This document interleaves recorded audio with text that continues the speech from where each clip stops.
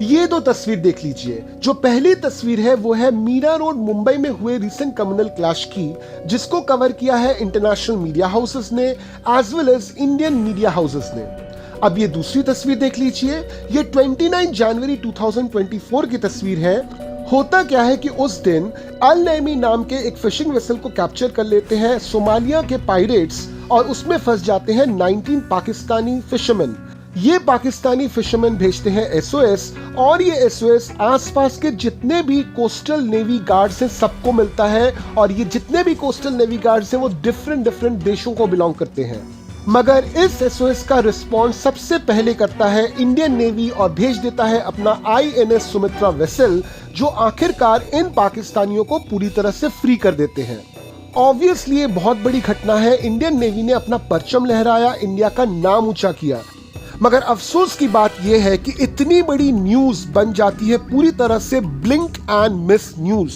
इतने बड़े घटना को इंटरनेशनल न्यूज मीडिया ने कवर नहीं किया, तो चलिए मान लेते हैं कि उनका कोई स्वार्थ है इसके पीछे। ऐसा क्यों नहीं हुआ कि इंडियन न्यूज मीडिया हाउसेस ने Indian navy officials, Pakistani navy officials और जितने भी देश जिनके कोस्टल गार्ड्स वहां पे मौजूद थे उनके नेवी ऑफिशियल्स को एक प्लेटफॉर्म पे ले आकर कोई डिबेट या फिर कोई डिस्कशन किया। इंडियन नेवी के इतने बड़े अचीवमेंट को हम वर्ल्ड टेबल पे हाईलाइट क्यों नहीं कर पाए? इन सब सवालों का एक ही आंसर है कि इंडिया के पास आज भी कोई ग्लोबल मीडिया हाउस नहीं है।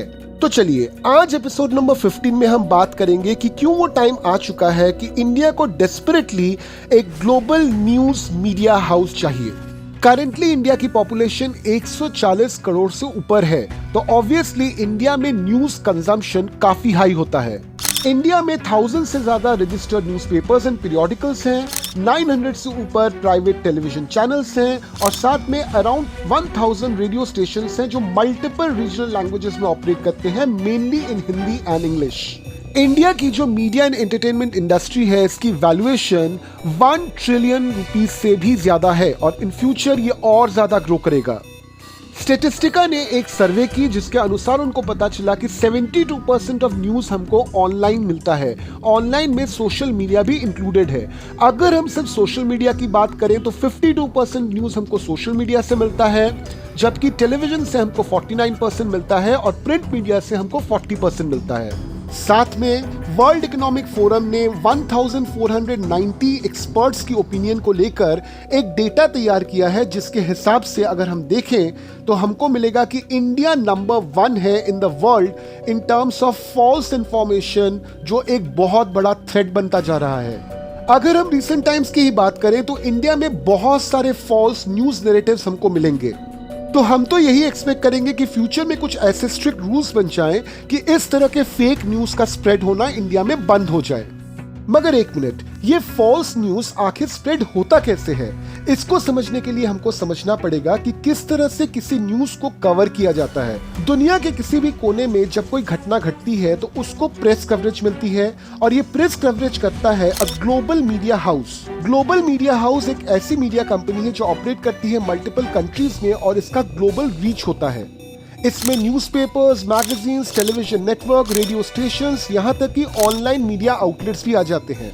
अगर हम कुछ न्यूज कॉर्पोरेशंस की बात करें तो अमेरिका की मल्टीनेशनल मास मीडिया कॉर्पोरेशंस हमको दिख जाएंगी, जैसे फॉक्स न्यूज हो गया, द वॉल स्ट्रीट जर्नल हो गया या फिर हार्पर कॉलिंस पब्लिशर्स हो गए।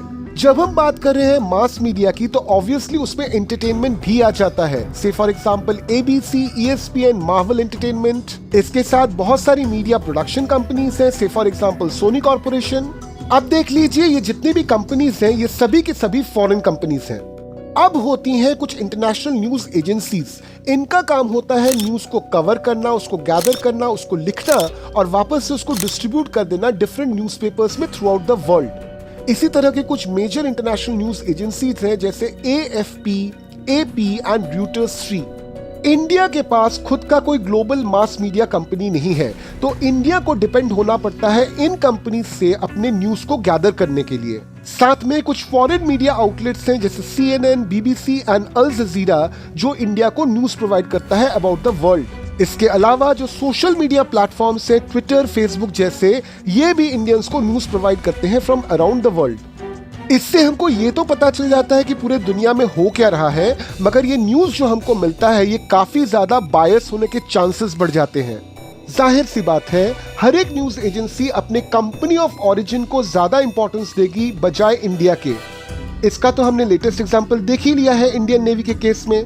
साथ में ये कंपनीज बहुत ज़्यादा बड़ी तो है, मगर इनके न्यूज़ के रिलायबिलिटी और एक्यूरेसी पे टाइम टू टाइम सवाल ज़रूर उठता रहा है। कभी कभार ये कंपनीज ऐसे न्यूज़ को सर्कुलेट करना शुरू कर देती हैं जो डायरेक्टली उनको फायदा पहुंचाता है या फिर उनके कंट्री ऑफ ओरिजिन को फायदा पहुंचाता है, और ऑब्वियसली उससे कभी कभार इंडिया को काफी ज्यादा नुकसान पहुंचता है।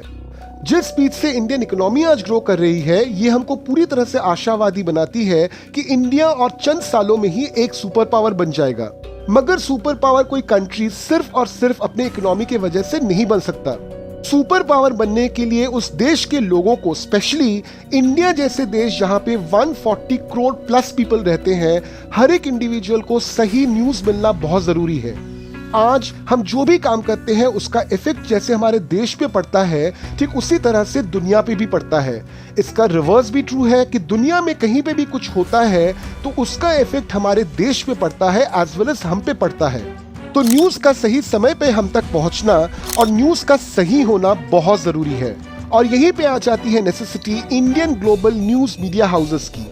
आज की तारीख में हम हमेशा चाहेंगे कि इंडिया में जो भी कुछ अच्छा हो रहा है इसको हम वर्ल्ड प्लेटफॉर्म पे अच्छी तरह से रख सकें। उसके लिए हमारा खुद का ग्लोबल मीडिया हाउस होना बहुत ज़रूरी है। हमारी आवाज़ पूरे दुनिया तक तभी प्रॉपर्ली पहुंच सकती है जब उस आवाज़ को हम निकालें, यानी कि हमारा खुद का ग्लोबल मीडिया हाउस उस पर्टिकुलर न्यूज़ को पब्लिश करे। इंडिया में अगर एक ग्लोबल मीडिया हाउस होता है तो इंडिया के न्यूज़ को, इंडिया के सोसाइटी को, इंडिया के कल्चर को हम पूरे दुनिया के पास प्रॉपर्ली रख पाएंगे। इंडिया के खिलाफ जितने भी नेगेटिव स्टीरियोटाइप्स हैं उनको हम काउंटर कर पाएंगे, और इंडिया के अगेंस्ट जितने भी बायसेस हैं ग्लोबल मीडिया में उनको हम काउंटर कर पाएंगे। साथ में इकोनॉमिक पावर के अलावा इंडिया के पास एक बहुत बड़ा पावर है, and that is soft power. तो इंडिया का जो सॉफ्ट पावर है that is its culture, literature, music, ये भी हम प्रॉपर्ली वर्ल्ड प्लेटफॉर्म पे रख पाएंगे, जिससे हमको काफी ज्यादा फायदा होगा इन फ्यूचर। बट ऑब्वियसली चीजों को कहना बहुत आसान होता है, मगर चीजों को तैयार करना बहुत मुश्किल होता है। एक ग्लोबल मीडिया हाउस बनाना एक काफी ज्यादा कॉम्प्लेक्स और चैलेंजिंग टास्क होता है किसी भी देश के लिए। इसके लिए चाहिए हमको significant amount of resources, expertise, infrastructure, और साथ में ये बहुत जरूरी है कि इस तरह के ग्लोबल मीडिया हाउस पूरी तरह से इंडिपेंडेंट होकर काम करें, यानी कि किसी भी तरह के पॉलिटिकल इंटरफेरेंस से बचे रहें। तो आपको क्या लगता है, इन चैलेंजेस को पार करके क्या इंडिया में इमीडिएटली एक ग्लोबल मीडिया हाउस होना चाहिए? अपने सुझाव हमको कमेंट में जरूर बताइए, और साथ में थोड़ा इंतजार कीजिए, एक कंप्लीटली न्यू स्टोरी के साथ आपसे हम फिर मिलते हैं एपिसोड नंबर 16 में। जय हिंद।